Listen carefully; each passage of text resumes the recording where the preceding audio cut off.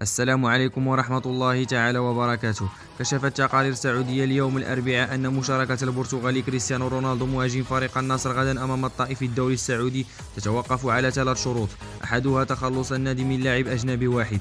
وبحسب صحيفة الرياضية السعودية فقد رفع انضمام رونالدو إلى النصر عدد أجانب الفريق إلى 9 بزيادة لاعب واحد عن الحد الأقصى المسموح به لكل نادي. وأضافت الرياضية لأجل قيد رونالدو يحتاج النادي أولا للتخلص من أحدهم، والأقرب سيكون الكاميروني فينسنت أبو بكر رأس الحربة، أو الأوزبكي جلال الدين مشاريبوف الجناح الأيسر وفقا للمصادر، بعدما تلقت الإدارة عروضا بشأنهما.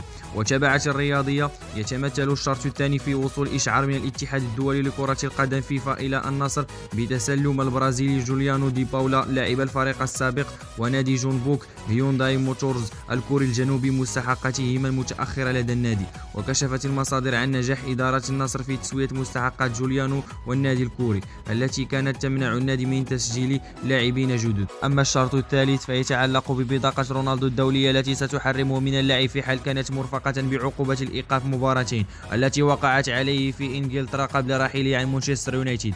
وأدى الأسطورة البرتغالي كريستيانو رونالدو أول تدريباته مع النصر السعودي على أرضية ملعب مارسول بارك وسط حضور أكثر من 30,000 مشجعا منتميا للعالمي. شكرا على متابعتكم وإلى اللقاء.